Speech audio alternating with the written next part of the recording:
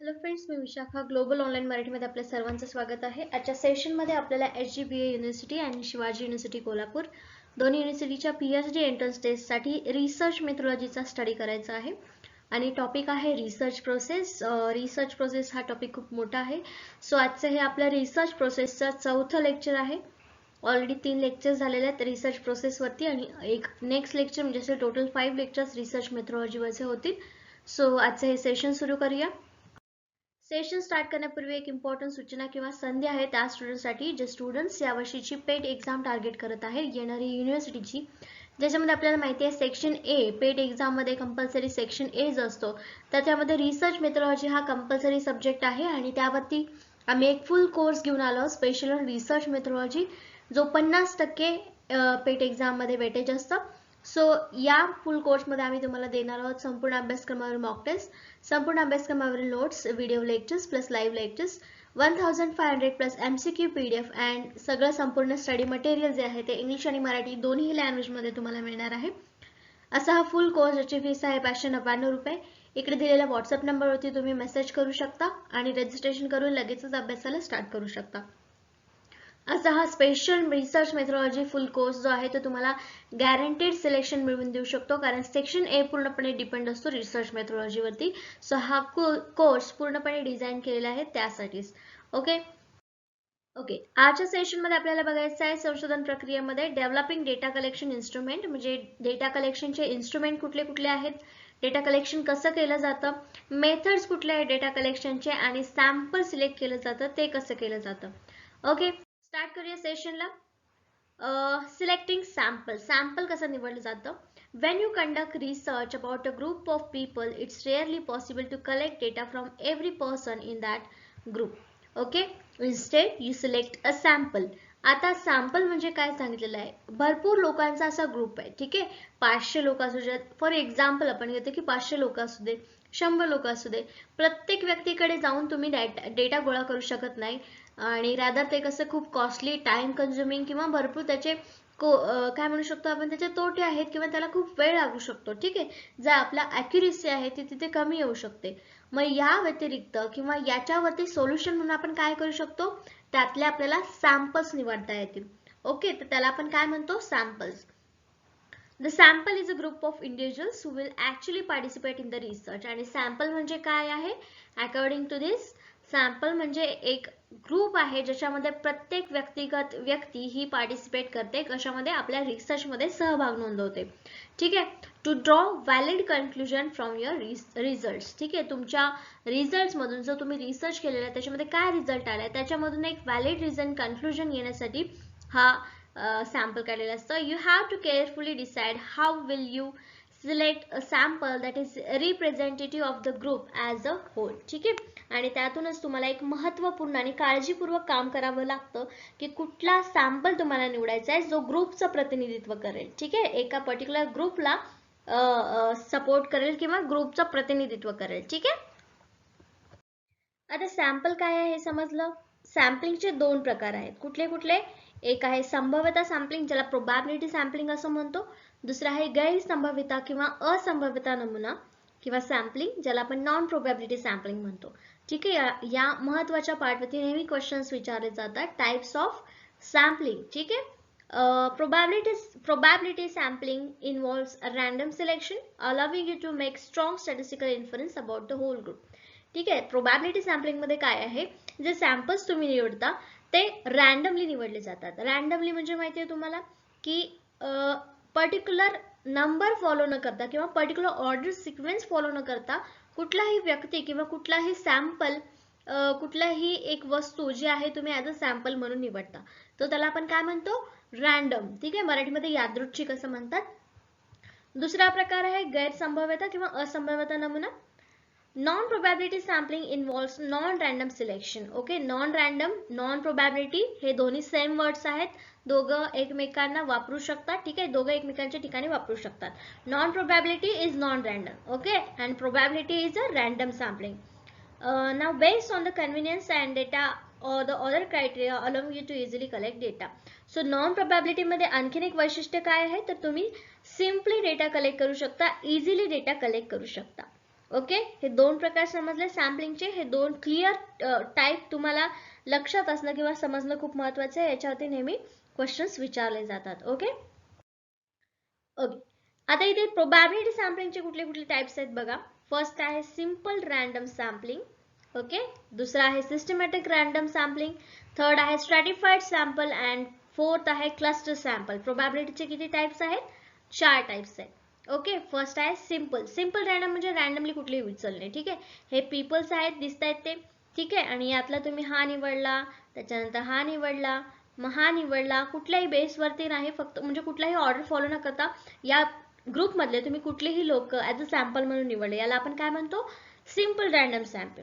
ठीक आहे, आता इकडे सेकंड स्टेप मध्ये किंवा सेकंड टाइप मध्ये काय दिलेलं आहे? Systematic sample. सिस्टमॅटिक बघा, आता इथे सिस्टीम दिलेली आहे. किती? प्रत्येक 2 व्यक्तीनंतरचा एक व्यक्ती ऍज अ सॅम्पल म्हणून आपण निवडत आहोत.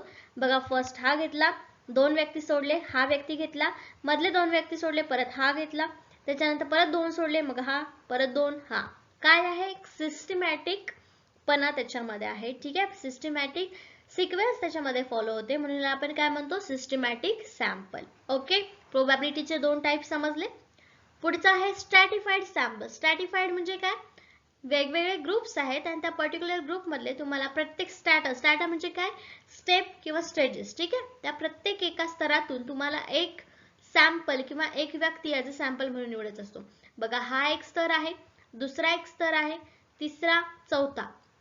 ठीक आहे, आणि त्या प्रत्येक स्तरातून तुम्हाला एक एक व्यक्ती निवडायचे, पण कुठलीही रॅन्डमली. ठीक आहे, कुठलाही सिक्वेन्स घेतलेला नाहीये. या ग्रुप मधून फर्स्ट घेतला, या ग्रुप मध्ये सेकंड घेतला, या ग्रुप मधला सेकंड, परत या ग्रुप मधला फर्स्ट आणि थर्ड, असे तिन्ही घेतले, दोन्ही घेतले. ठीक आहे, ह्याला आपण काय म्हणतो? स्ट्रॅटिफाईड सॅम्पलिंग. स्ट्रॅटा मधून घेतलेले स्ट्रॅटिफाईड सॅम्पलिंग. 3 टाइप आहेत सॅम्पलिंग, प्रोबॅबिलिटी सॅम्पलिंगचे. चौथा टाइप आहे प्रोबॅबिलिटी सॅम्पलिंगचा, तो आहे क्लस्टर सॅम्पल. क्लस्टर म्हणजे काय? ग्रुप. ओके, क्लस्टर सॅम्पल्स म्हणजे पर्टिक्युलर ग्रुपच तुम्ही ऍज अ सॅम्पल म्हणून सिलेक्ट करता. बघा, इथे खाली दिलेल्या या इमेज वरून तुम्हाला नक्की लक्षात राहील प्रोबॅबिलिटी सॅम्पलिंग कुठल्या कुठल्या टाइप्स आहेत आणि कुठल्या कुठल्या टाइप मध्ये काय काय होतं. ठीक आहे, एक्झाम मध्ये तुम्हाला क्वेश्चन कसे फॉर्म होतात याच्यावरती एक्झाम्पल दिलं जातं की एक कम्प्युटर इंजिनिअरिंग करणाऱ्या स्टुडंट्सचा ग्रुप आहे. ठीक आहे, त्यातला 80% स्टुडंट्सचा डेटा कलेक्ट करायचा आहे, तर तुम्हाला कुठल्या प्रकारची सॅम्पलिंग तिथे करावी लागेल हे तुम्हाला बघावं लागेल, कारण रॅन्डम सॅम्पलिंग तिथे चालणार नाही, सिस्टमॅटिक पण चालणार नाही. ठीक आहे, तुम्हाला क्लस्टर सॅम्पलिंग घ्यावं लागेल. ज्यांचा ग्रुप असेल 80% स्टुडंट्स असणारा, त्यांना त्यातला ग्रुप अख्खा तुम्हाला उचलावा लागेल फॉर अ सॅम्पल.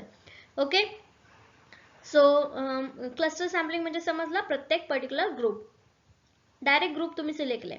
हा आहे 60%चा, हा आहे 80%चा, त्याच्यानंतर हा 82चा आहे आणि हा आहे 86चा. ठीक आहे, हा सॉरी 79चा आणि हा 70चा आणि हा 80चा आहे, हा 82चा आहे. अबो 80 म्हटल्यानंतर तुम्ही हे 2 ग्रुप ऍज अ सॅम्पल म्हणून निवडलेले आहे. ठीक आहे, एक्झाम्पल प्रमाणे समजलं हे चारही प्रकार प्रोबॅबिलिटी सॅम्पलिंगचे. ओके, आता संभाव्यता नसलेला नमुना. संभाव्यता नसलेला म्हणजे रॅन्डमली इथे सिलेक्ट केले जात नाही. ठीक आहे, नॉन प्रोबॅबिलिटी सॅम्पलिंगचे कुठले कुठले प्रकार आहेत? Convenience sampling, purposive sampling, snowball sample and quota sample. Okay, first आहे कन्व्हिनियन्स. कन्व्हिनियन्स म्हणजे नावानुसारच आपल्याला जे कन्व्हिनियन्स लोक आहेत, पटकन मिळतील, इझिली मिळतील असे सॅम्पल्स. ठीक आहे, आता इथे दिलेला ग्रुप आहे बघा, लांब लांबच्या लोकांना सोडून आपण काय केलेलं, आपल्याला जे कन्व्हिनियंट वाटतंय, जवळच्या लोकांना इन्फॉर्मेशन मागणं खूप म्हणजे लवकर वाटतं, इझिली वाटतंय, सो आपण काय करणार, या लोकांकडून इन्फॉर्मेशन घेणार आणि यांना आपण ऍज अ सॅम्पल म्हणून घेणार. हे झालं कन्व्हिनियन्स सॅम्पल. ठीक आहे, दुसरा आहे पर्पोजिव्ह सॅम्पल. नावानुसारच एखादा पर्टिक्युलर पर्पज ठेवलेला आहे, पर्टिक्युलर पर्पजने त्या लोकांना कॅच करायचं आहे. ठीक आहे, एवढा मोठा ग्रुप आहे, त्याच्यातला तुमच्या पर्पज मध्ये कोण कोण बसते? ही एक व्यक्ती बसते, त्याच्यानंतर इकडची, त्याच्यानंतर ही ही ही हे 4-5 लोक आहेत जे तुमच्या पर्पज मध्ये फिट बसतायत, तुमच्या पर्पजशी रिलेटेड सॅम्पल्स आहेत. सो हे काय झालं आपलं पर्पोजिव्ह सॅम्पलिंग. ओके, रॅन्डमली नाही पण पर्पज ठेवून घेतलेलं आहे. ठीक आहे, आता स्नोबॉल सॅम्पलिंग. स्नोबॉल म्हणजे काय माहितीये? Snow ball. स्नो माहितीये, जो बर्फाळ देश असतो जिथे स्नो पडत असतो, पाऊस पडण्याच्या ऐवजी काय पडत असतो? बर्फ पडत असतो, आणि त्या ठिकाणी बॉल, स्नो बॉल म्हणजे काय? एखाद्या पर्वतावरून एक बॉल असतो बर्फाचा, जो छोटा गोळा असतो सुरुवातीला, आणि तो जसा जसा खाली येईल तसा तसा त्याच्यासोबत आणखीन बर्फ चिटकून येत असतो. तो झाला काय, स्नोबॉल. ठीक आहे, पर्वतावरून पडताना खाली. मग इथे काय आहे, तसंच चेन आहे. एक व्यक्ती ॲज अ सॅम्पल आपण निवडतो आणि त्या व्यक्तीशी रिलेटेड मग आणखीन 2-3 व्यक्ती ज्या आहेत त्या सॅम्पल म्हणून आपल्याला मिळतात. तो ह्याला काय म्हणतो आपण, स्नोबॉल सॅम्पलिंग. ठीक आहे, चेन नेटवर्क मार्केटिंग जे आपल्याला नवीन माहिती आहे तो या प्रकारच्या सॅम्पलिंग मेथड मध्ये येतो. ठीक आहे. नाव कोटा सॅम्पलिंग, पर्टिक्युलर कोटा ठरलेला असतो, त्या कोटातून तुम्हाला सॅम्पल्स निवडायचे असतात. ओके, क्लस्टर सॅम्पलिंग जसं होतं तसं हे कोटा सॅम्पलिंग आहे. कोटा ठरलेला आहे त्यांचा आणि त्या कोट्यातून प्रत्येक सॅम्पल तुम्हाला निवडायचं आहे. हे काय झालंय, non probability sampling. Okay, clear झालंय सॅम्पलिंगचे टाइप्स. डेटा कलेक्शन मध्ये कसा डेटा कलेक्ट करायचा असतो, थ्रू सॅम्पलिंग. ठीक आहे, आणि सॅम्पल्स कसे निवडायचे असतात, तर या 4 प्रकारमधून. ओके,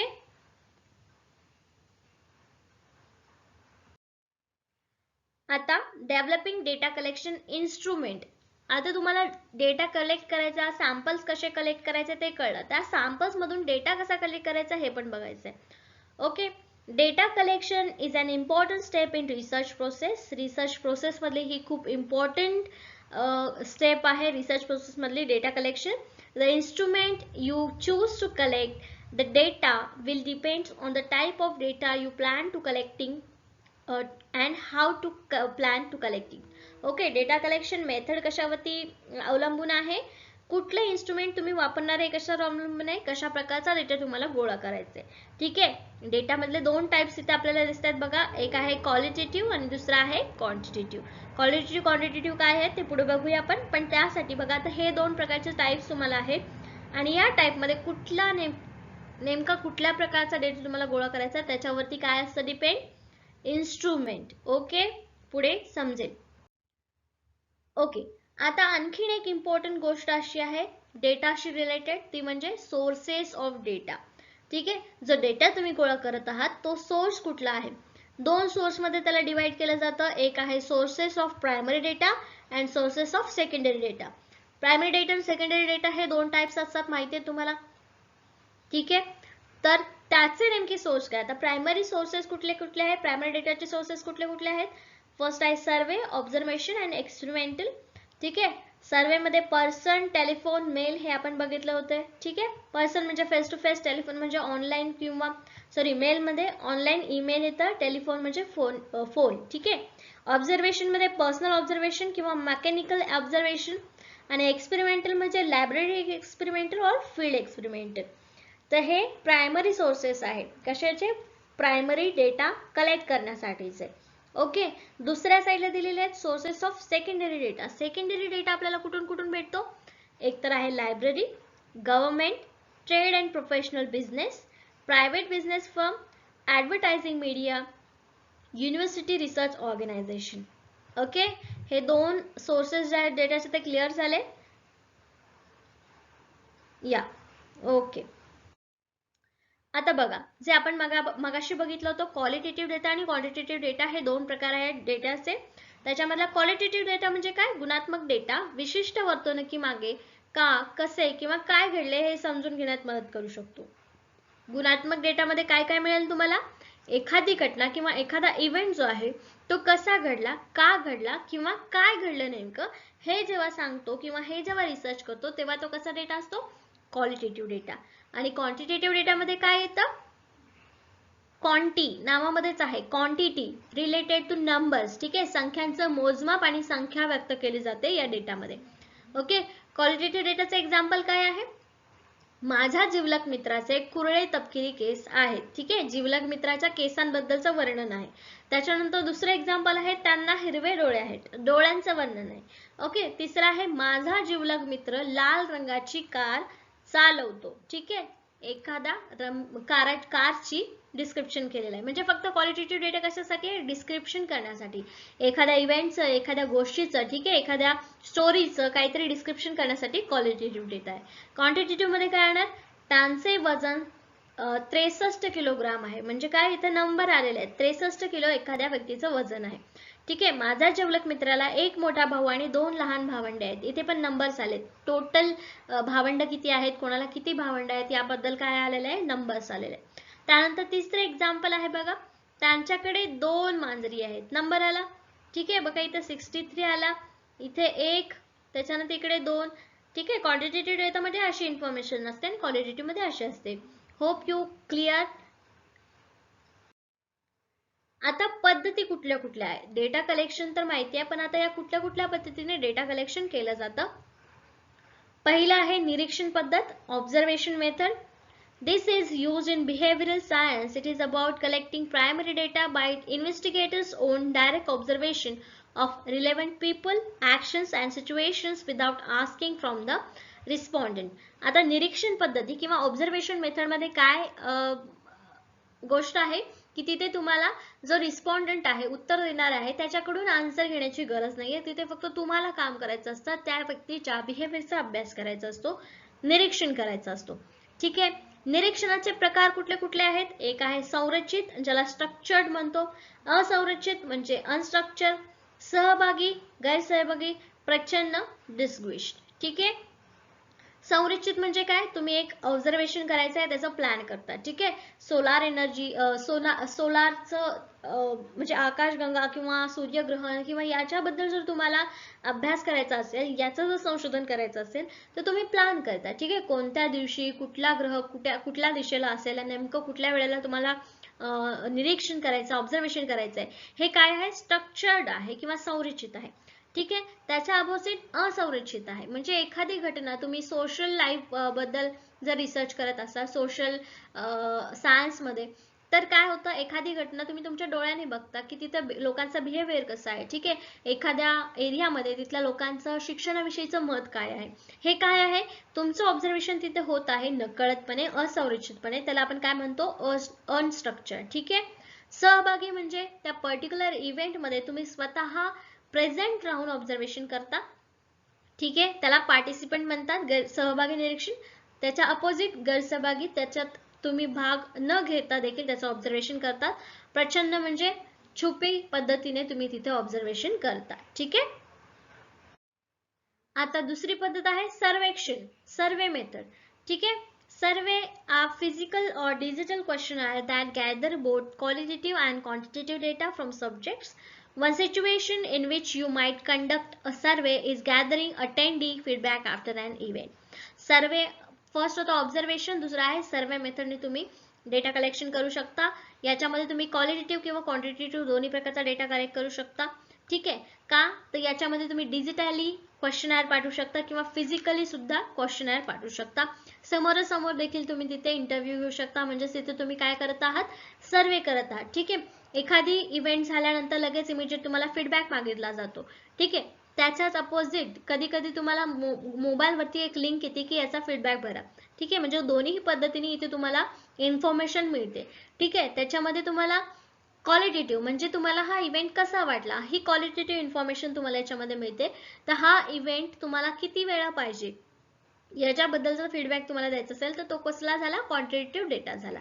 दोन्ही पद्धतीचा डेटा याच्यामध्ये तुम्हाला या मेथडमध्ये बघायला मिळतो किंवा वापरायला मिळतो. ठीक आहे. तर याच्यामध्ये सर्वेक्षणाचे कुठले टाइप्स आहेत, स्ट्रक्चर्ड अँड अनस्ट्रक्चर्ड. ऑफकोर्स एखादा इव्हेंट झालेला आहे, प्रॉपर लिंक वगैरे करून किंवा एखादा फॉर्म तुम्ही तयार केलेला आहे, तो कसा असणार आहे, स्ट्रक्चर्ड सर्वे मेथड असणार आहे. ठीक आहे. अनस्ट्रक्चर्ड सर्वे मेथड कशी असणार आहे, जे तिथे तुम्ही इमिजिएट फीडबॅक मागितला. ठीक आहे. जसं की आपलं एखादं गाणं झालं तर आपण लगेच विचारतो की कसं वाटलं माझं गाणं, हा होता इमिजिएट सर्वे. ओके. इमिजिएट फीडबॅक साठी वापरलेला. सो हे झालं आपलं सर्वे मेथड. ओके. त्याच्यानंतर संपर्क पद्धती, कॉन्टॅक्ट मेथड कुठल्या कुठल्या आहेत, मेल, टेलिफोन, इंटरव्ह्यू. सो हे आपण लास्ट सेशन मध्ये पण बघितलं होतं आणि इंटरव्ह्यू मध्ये पण पर्सनल फेस टू फेस एकच व्यक्ती इंटरव्ह्यू घ्यायचा. त्याच्यानंतर ग्रुपशी बोलायचं. ठीक आहे. Focus groups. आणि थर्ड आहे टेलिफोन, फोनवरून इंटरव्ह्यू घ्यायचा. या प्रकारे इंटरव्ह्यू घेऊ शकतात. टेलिफोन तर आहेच इकडे. ठीक आहे. हा डबल आलेला आहे. आणि मेल. ओके. चौथा टाइप कुठला आहे ज्याच्यामधून तुम्ही डेटा कलेक्ट करू शकता, तो आहे क्वेश्चनायर, प्रश्नावली. Okay. Questionnaire is a tool designed to collect quantitative data and is widely used in construction research as it is great research tool for collecting and generalizing quantitative data. A questionnaire is a research instrument consisting of a series of questions for the purpose of gathering information from respondents to the survey and statistical study. ठीक आहे, सांख्यिकीय माहिती किंवा सांख्यिकीय अभ्यासाच्या हेतूने तुम्हाला एक लॉंग लिस्ट दिली जाते क्वेश्चनची, ज्याच्यामधून क्वांटिटेटिव्ह डेटा तुम्हाला मिळू शकतो किंवा क्वालिटेटिव्ह पण मिळू शकतो. ठीक आहे, तर ही प्रश्नावली त्याच्यामध्ये आपल्याला काय करत असते, हेल्प करत असते. ठीक आहे, म्हणजे हे काय आहे, डेटा कलेक्शनचं इन्स्ट्रुमेंट आहे. ओके, आता स्टेप 6 आपण 4-5 बघितलं होतं स्टेप. आता ही 6वी स्टेप आहे, collecting data. There are many alternatives available to collect legible data. The researcher should select one of these methods of collecting data, taking into account the nature of investigation, scope and objective of inquiry, financial cost, availability of time and desired accuracy. So data collect करताना samples कुठले कुठले निवडायचे, कुठल्या टाईपचा निवडायचा, त्याच्यानंतर instrument कुठले वापरायचे हे समजलं. मग आता ही स्टेप फॉलो करायचे कलेक्टिंग डेटा. पण ही करताना तुम्हाला काय काय करायचंय, फायनान्शियल कॉस्ट म्हणजे जो डेटा कलेक्ट करायला तुम्हाला पैसे लागणार आहेत त्याची कॉस्ट किती असणार आहे हे बघायचंय. तुमच्याकडे टाइम किती आहे आणि तुम्हाला ॲक्युरेसी किती पाहिजे, तुमची किती ॲक्युरेसी पाहिजे असण्याची इच्छा आहे, याच्यावरून तुम्ही डेटा कलेक्ट करू शकता. ठीक आहे, किंवा डेटा कलेक्ट करण्यासाठी तेवढा टाइम तुम्ही देऊ शकता. ओके, आता डेटा मिळाल्यानंतर काय करायचं आहे, डेटा प्रोसेस करायचा आहे आणि अनालिसिस करायचं आहे. After collecting data the next step is to analyse. Of course data मिळाल्यानंतर आपण जसंचा तसा प्रेझेंट करतो का रिसर्च मध्ये, नाही, तर काय करतो त्याच्यावरती काम करतो, म्हणजेच काय करतो, प्रोसेस करतो, अनालाइज करतो. ठीक आहे, तो रिप्रेझेंट करतो. It requires a number of closely related operations such as establishment of categories and application of these categories to raw data through coding, tabulation and drawing a statistical inference. काय काय करावं लागतं इथे, कोडिंग करावं लागतं, त्याच्यानंतर table बनवावे लागतात किंवा जो तुम्ही स्टॅटिस्टिकल म्हणजे पाय चार्ट, बायग्राफ, बारग्राफ या सगळ्यांच्या थ्रू जो डेटा आहे तो तुम्ही काय करू शकता, प्रेझेंट करू शकता. आणि यालाच आपण काय म्हणतो, डेटा अनालायझिंग म्हणतो. ठीक आहे, डेटा प्रोसेसिंग अँड अनालायझिंग. त्याच्यानंतर आहे डेटाचं वर्गीकरण, क्लासिफिकेशन ऑफ डेटा. जो डेटा तुमच्याकडे जमा झालेला आहे तो कुठल्या कुठल्या आधारावरती तुम्ही क्लासिफाय करू शकता. Classification of data process is arranging data in groups or classes on the basis of common characteristics. त्यांचे कॉमन कॅरेक्टरिस्टिक्स आहे त्याच्या बेसिसवरती हे तुम्हाला काय करावे लागतात, अरेंज करावे लागतात. फर्स्ट आहे गुणधर्मानुसार वर्गीकरण, दुसरा आहे according to the class. Okay, tabulation of data. Last point मध्ये आपण बघितलं की टॅब्युलेशन म्हणजे काय. फॉर एक्झाम्पल तुम्ही 10th स्टुडंटचा अभ्यास केलेला आहे की सिलेबस वरती त्यांचं काय मत आहे याच्याबद्दल तुम्ही त्यांचा रिसर्च घेतलेला आहे, फीडबॅक घेतलेला आहे. आणि 10th स्टुडंट हे झालं आपलं एक रिसर्चचा विषय, पण त्याच्यामध्ये तुम्ही गर्ल्स आणि बॉईज दोन्ही वेगवेगळे केलं तर तुम्ही काय करणार, असं टेबल करणार. ठीक आहे, वरती लिहिणार 10 स्टुडंट्स सेक्शन ए किंवा पार्ट 1 आणि त्याच्यानंतर इकडे काय देणार, तिकडे मेल फिमेल असे नंबर्स देणार आणि याच्या टेबलमध्ये किती लोकांनी काय रिस्पॉन्स दिला हे तुम्ही लिहून काढणार. चला आपण काय म्हणणार, टॅब्युलेशन ऑफ डेटा. त्या डेटाला आपण टॅब्युलेट करणार. ओके, त्याच्यानंतर त्यांचा रेशिओ काढू शकतो किंवा त्यांचा ॲव्हरेज काढू शकतो. ओके, हे सगळं टॅब्युलेशन फॉर्म मध्ये करणं याला म्हणतात. Analysis of data same process आहे. जे आपल्याला मिळालेल्या डेटामधून आपल्याला काय काय काढता येतं त्याच्याशी टॅब्युलेशन झाल्यानंतर मॅथमॅटिकल स्टॅटिस्टिकल टेक्निक वापरावे लागतात आणि त्याच्यामधून आपण काय काढतो, percentage, average, coefficient and correlation, regression and so on. The largely depends upon the whether the data is qualitative or quantitative. ठीक आहे, त्याच्यामध्ये आपण अनालिसिस म्हणजे काय करतो, पर्सेंटेज, ॲव्हरेज, ठीक आहे, कोएफिशियंट, कोरिलेशन, रिग्रेशन हे सगळं काढतो. हे पण आपल्याला पुढच्या सेशन्स मध्ये बघायचं आहे डिटेलमध्ये. ओके, तर process, analysis and tabulation of the data इथपर्यंत समजलंय तुम्हाला. Hope you understand all. काही डाऊट्स असतील तर तुम्ही विचारू शकता. ओके, आता आजच्या सेशन मध्ये आपण एवढं बघितलेलं आहे. जर याच्यामध्ये काही डाऊट्स असतील तर आपण नेक्स्ट सेशन मध्ये तुम्ही विचारा, आपण त्याच्यावरती बघूया. काही क्वेश्चन्स आहेत, आन्सर्स देण्याची ट्राय करा. फर्स्ट क्वेश्चन आहे, dash dash includes data concerning the family background and educational development. Option A case study, general behavioural, genetic approach, adequacy. मराठीमध्ये पण क्वेश्चन आहे, तुम्ही तो पण रीड करू शकता.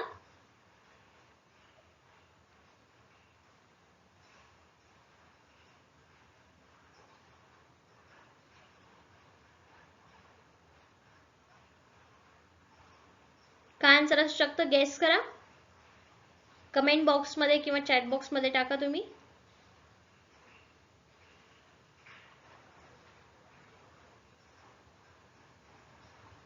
ओके, याचा करेक्ट आन्सर आहे केस स्टडी. कारण आपण एखाद्या व्यक्तीचा किंवा एखाद्या सॅम्पलचा एज्युकेशनल किंवा फॅमिली बॅकग्राऊंडचा जेव्हा अभ्यास करतो तर ते काय असतं, एक केस स्टडी असतो. कारण त्याच्या अनुभवाने किंवा त्याच्या आधारे आपल्याला दुसऱ्यांचा स्टडी करायचा असतो. ओके, नेक्स्ट क्वेश्चन आहे, researchers wants to study the association between gender and using a mobile phone, data collected for this study will be. आता हा एक डेटा एक्झाम्पल दिलेला आहे. हा डेटा कोणत्या प्रकारचा असणार आहे ते विचारले. ऑप्शन आहे quantitative data, qualitative data, continuous data and classified data. Try करा.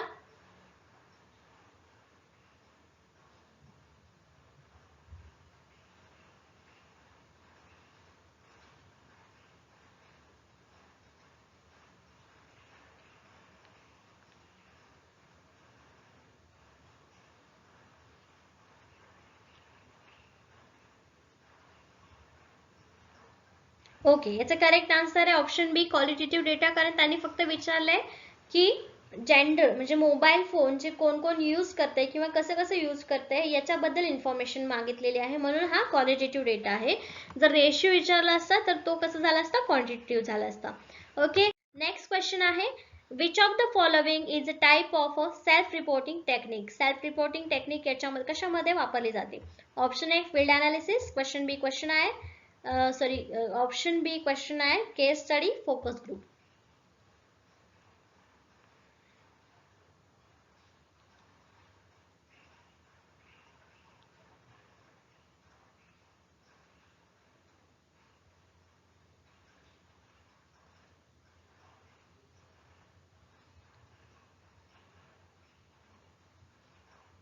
ओके, याचं करेक्ट आन्सर आहे ऑप्शन बी क्वेश्चन आहे. क्वेश्चन तुम्ही स्वतः तयार करत असतात, ठीक आहे, आणि त्याच्यामध्ये स्वतः व्यक्ती जो आहे रिस्पॉन्डंट आहे तो रिपोर्ट करत असतो, म्हणजे आन्सर देत असतो, right. Okay, next question, which one of the following stages of marketing research process is most expensive. खाली दिलेल्यापैकी कोणती प्रोसेस सगळ्यात जास्त महागडी आहे किंवा तिथे जास्त पैसे लागतात. ओके, एक्सपेन्सिव्ह आहे. Option A data analysis, data collection, developing the research plan, report writing.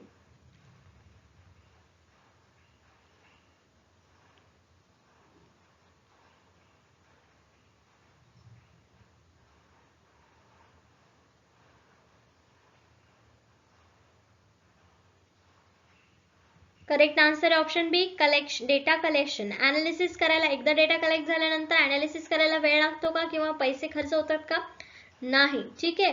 Research plan तयार करायला पण काही लागत नाही, रिपोर्ट राईट करायला पण लागत नाही. डेटा कलेक्शनला साठी लागतो कारण तिथे आपल्याला टाइम अँड कॉस्ट दोन्ही खर्च करावा लागतो, राईट. म्हणून डेटा कलेक्शन ही प्रोसेस सगळ्यात एक्सपेन्सिव्ह आहे compare to others. Okay, next question आहे आणि लास्ट क्वेश्चन आहे आजच्या सेशनचा, which data is cheaper to collect. Primary data, secondary data, new data, collective data.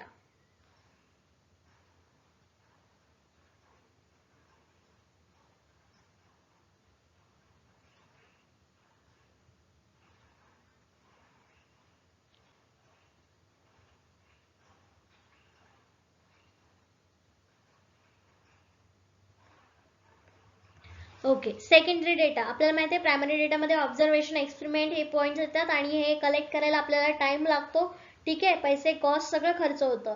So secondary data जो ऑलरेडी अवेलेबल असतो, दुसऱ्या कोणीतरी कलेक्ट केलेला असतो आणि तो आपल्याला ॲज अ रेफरन्स देऊन वापरायचा असतो, ठीक आहे. म्हणून सेकंडरी डेटा जो आहे तो कमी चीपर असतो, ठीक आहे, कलेक्ट करण्यासाठी. म्हणून ऑप्शन बी इथे करेक्ट आहे. ओके, सो आजचं सेशन आपलं इथे संपलेलं आहे. या सेशन मध्ये काही डाउट्स असतील तर तुम्ही विचारू शकता कमेंट बॉक्स मध्ये किंवा आपल्या ग्रुपवर देखील तुम्ही विचारू शकता, ठीक आहे. Let's end the session. Thank you for today's session. Have a nice day.